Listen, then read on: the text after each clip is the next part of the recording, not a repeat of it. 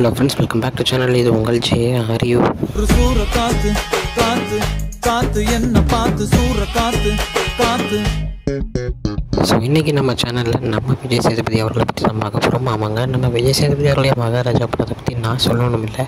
So படம் வந்து பார்த்திங்கன்னா நம்ம விஜய் சேதுபதிக்கு முதல் 100 கோடி படமாகவும் அமைஞ்சது. அதே நேரத்தில் தமிழ் சினிமாவை ஒட்டுமொத்த உலகமே திரும்பி பார்க்க வைக்கிற ஒரு படமாகவும் இருந்துச்சு அப்படின்னு தான் சொல்லணும். ஏன்னா அந்த மாதிரியான ஒரு கதை, அந்த மாதிரியான ஒரு ஆக்டிங் விஜய் சேதுபதி கொடுத்துருப்பாரு.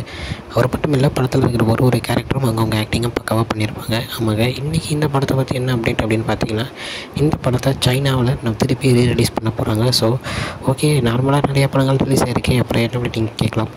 மொத்தம் வந்து பார்த்திங்கன்னா 40,000 ஸ்க்ரீன்ஸில் வந்து இந்த படம் வந்து ரிலீஸ் ஆக போகுது. ஸோ ஃபஸ்ட்டு டைம் ஒரு தமிழ் படம், அதாவது ஒரு இந்திய படத்துக்கு 40,000 ஸ்க்ரீன் கொடுக்குறது தான் முதல் தடவை.